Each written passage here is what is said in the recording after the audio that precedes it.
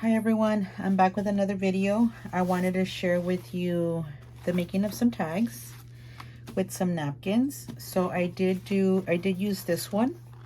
This one was a full-length napkin.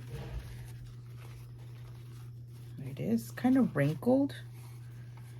We do sell napkins through our Gifting Homemade Etsy shop, and this one I probably would not include in an order because of how wrinkled it looks, but it doesn't make a difference when you are using it with crafting, paper crafting. It doesn't affect how it looks or how it turns out, so that's why I used it anyways.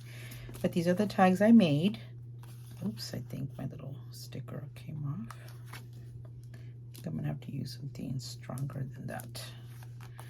Okay, so these are some tags I made. I'll show you the making of them after I stop talking. But all I used was regular scrapbook paper that I cut up into tag size. And then I used either atlas paper, matte paper, and scrapbook paper that I really don't like the design of. And then, yeah, some more of that paper that I just have that I really don't plan on using.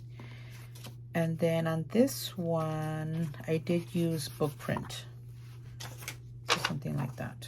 Book page. I just used the book page. That's why you can see the writing underneath it. So all I did was create the bases for any tags I might need later, as far as it being a beach theme or something. So I do have a lot of napkins. This is another one I've been doing. I don't show the making of this one, but I did this one a couple of days ago. I cut around the shells, and I made this SPI tag. Same thing, I just used book page, and I just used a lot of scraps. I'm trying to use up all my scraps. So that's what I did with this one. So I did just glue the napkin with some of this glue stick, Elmer's glue stick, and then I put the napkin down. And I don't like to use, I mean, yeah, you can use a Mod Podge for it, but I find it a little bit messy. So this, I'm able to work on it easily without having to worry about it sticking. And then everything else is just scrapbook paper that I have that I tend to save all the scraps so that I can use them on something small like this. So there's one that's pretty much completed, and then these are just bases that I can use, like I said, for future projects. And then all I did was sew around it.